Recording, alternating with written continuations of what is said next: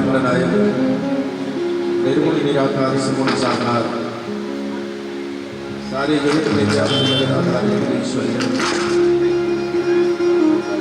अणुरणीय महानवमय्या सारे जगत में व्याप्त जगदाधार भूत भावन भगवान विश्वनाथ की पावन एवं मंगलमयी कथा आप सब लोग आज शिवरात्रि के पावन पर्व पर अपने जीवन को धन्य करेंगे। शिवरात्रि के पावन पर्व पर एक दिन जल चढ़ा दो तो पूरे वर्ष में जल चढ़ाने का पुण्य मिलता है। ऐसा नहीं कि एक दिन चढ़ाओ वर्ष भर चढ़ाओगे। आज की शिवरात्रि का महत्व बता रहे हैं। आज के दिन भगवान शिव की कथा सुनो तो पूरे शिव पुराण की कथा श्रवण करने का फल मिले। और संयोग देखिए, आज शिवरात्रि है, भगवान शंकर के दोनों विवाहों की कथा आप लोग श्रवण करें। जीव के जन्म जन्मांतर के जब पुण्य उदय होते हैं तब वह शिव शब्द का उच्चारण करता है। कारण आज से उसके जीवन में एक नया जीवन है, उसका नया अभ्युदय हो रहा है। समस्त विकारों को दमन करने वाला, समस्त वेद पुराणों का सार भगवान शंकर के दिव्य चरित्र समस्कारिक कलुष को धोकर आपके मन वाणी को विशुद्ध करने वाला, और जिसके मुखारविंद से एक बार शिव शब्द का उच्चारण हो जाए तो शिव पुराण में लिखा है कोटि यागम फलम लवे, अनेक यज्ञों का पुण्य सदा सर्वदा मिल जाता है जो शिवरात्रि में शिव शब्द का उच्चारण करे और नमः शिवाय कह दे तो कहना ही क्या है, नमः शिवाय मंत्र पंचाक्षर जपत मिटत सब क्लेश भयंकर। तो पतित पावनी माँ भगवती भागीरथी गंगा यमुना के संगम पर ऋषियों के समागम पर ये शिव के कथा गंगा का वाचन कर रहे हैं, सुना रहे हैं। महाराज स्वयं नंदकेश्वर जी, सनत कुमार आदि ऋषिगण इस पावन दिव्य कथा को श्रवण कर रहे हैं। स्वयं ब्रह्मा जी ने देवर्षि नारद को ये शिव महत्व को समझाया है और स्वयं भगवान शंकर ने ऋषि मनीषी संत देवताओं को अपने दिव्य चरित्र का दान किया।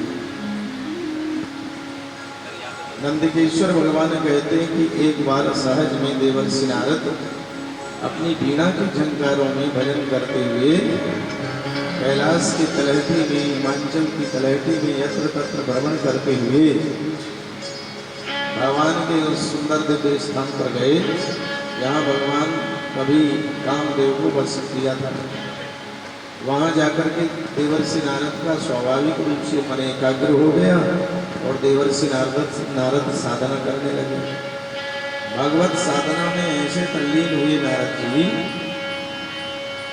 वर्षों वर्षों तक कि इंद्र का सिंहासन हिल गया और इंद्र को संदेह हो गया कि कहीं ऐसा तो नहीं कि ये देवर्षि नारद मेरा पद साधना करके तपस्या करके मेरा पद ही लेना चाहे थे।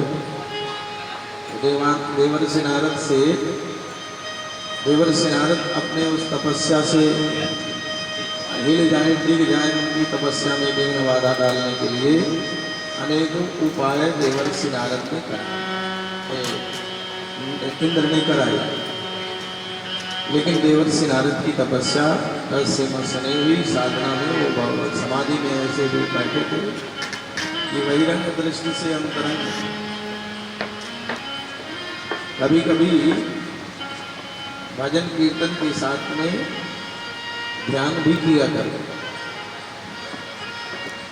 ध्यान घंटों का भजन पूजन और मिनटों का ध्यान बराबर होता है, ध्यान रखिए। घंटों का भजन करो, घंटों जप करते रहो, और यदि ध्यान कर लिया तो वो मिनटों में काम हो जाता है, तुरंत नहीं लगता। उस जप में भी यदि ध्यान हो, जप तो कर रहे हैं लेकिन वो जप अजपा चलने लगे, श्वास की गति पर चलने लगे, कर मुक्ते बहुतक जपे श्वास आ जाते हो, श्वास की गति पर ऐसा अभ्यास हो जाए, जपते जपते की श्वास की गति पर वो जप होने लगे। श्वास ले तो 21,600 श्वास हम सब लोग लेते, श्वास की गति पर भगवान का स्मरण हो। योगी यदि तो जब सोते हैं उनका इतना अभ्यास हो जाता है कि सोने की गति में भी भगवान का वो ध्यान चलता है। तो जब वो सोने की गति में फिर स्वप्न में श्याम आते हैं, आज श्याम सपने में आए, गधिया पी गए आप। साधक का सोना भी वो साधन बन जाता है भगवत प्राप्ति। तो भगवान का ध्यान करते हुए आप जो है मान लीजिए जप कर रहे हैं, तो ध्यान करते करते साक्षात भगवान जिनका आप ध्यान कर रहे हैं, साक्षात आपका मन भगवान के ध्यान में लगा रहे और मंत्र चलता है, तो उस मंत्र जप का ध्यान का बहुत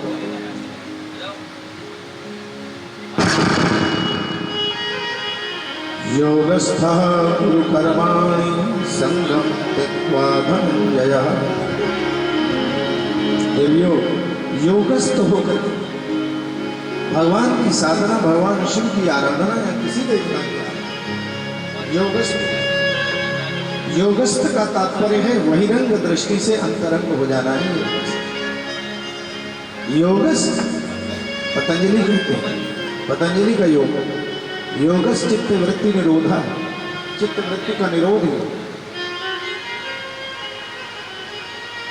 तो जब आप भगवान को स्नान कराएं, गोपाल जी को कराएं चाहे भोलेनाथ को कराएं, तो योगस्थ होते हैं, बेकार होता क्या है, मन कहीं है, स्नान करें, आरती करें, योगस्थ, भगवान को कुछ चढ़ाएं, योगस्थ, पाठ करें, योगस्थ होकर, जप करें, योगस्थ होकर करें।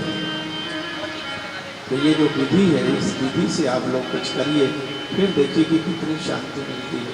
घंटों की पूजा आपकी कुछ मिनट ही हो जाएगी, तो आपको बाबा जी लिखते हैं मानस में, पायो परम विश्राम, तो परम विश्राम की अनुभूति आपको।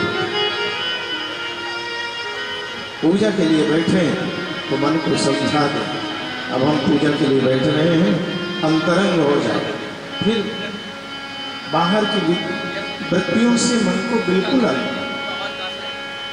देवर्षि नारद ऐसी साधना करते भगवान शिव की आराधना में तत्पर थे। लागी समाधि अखंड अपार, समाधिस्थ हो गए।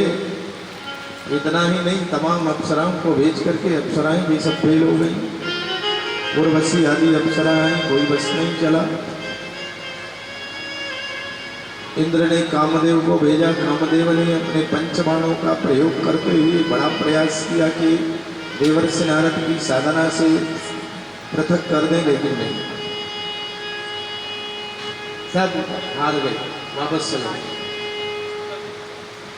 क्योंकि भगवान शिव उस स्थान को ऐसे पावन पवित्र कर रखे थे कि कोई बाहर का आक्रमण से दे नहीं होता था।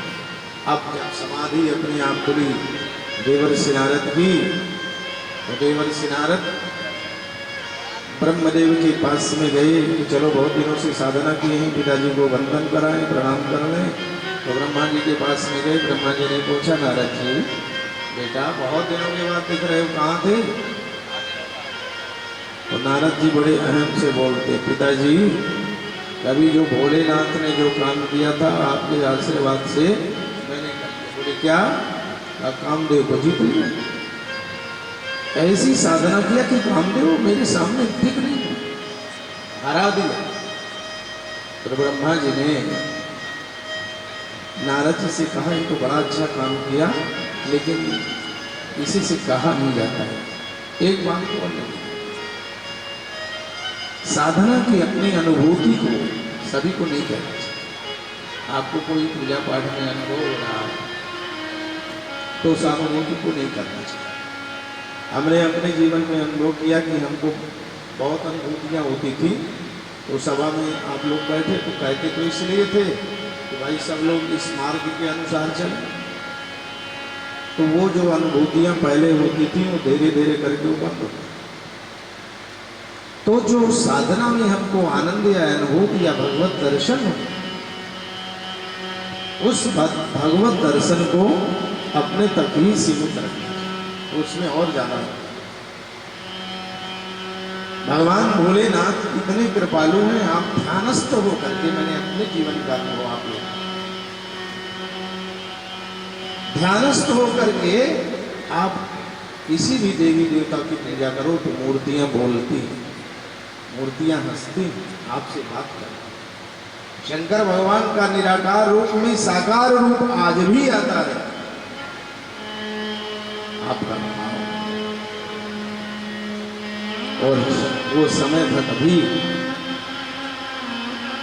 हमने जब निराकार शिव पिंडी में भगवान का साकार रूप बिल्कुल प्रत्यक्ष देखा तो हमको लगा कि हमारे आंखों में ऐसे दिखाई तो नहीं देता है, तो भक्तों को दिखाए तो भक्तों को भी होता है। दो तीन बार की बात में वहां तक दुर्लभ हुआ कि हमको, हमने कह दिया आज भी कह रहे हैं, वो कहे तो ये कथा में इसलिए रहे हैं कि आप लोगों की सिर्फ भक्ति और ज्यादा बढ़े। लेकिन ये जो प्यास पीठ का अपना अनुभव है, कथा मेरी साधना है। कथा मैं स्वांता सुखाए के लिए, चाहे शिव कथा तुमने भागवत,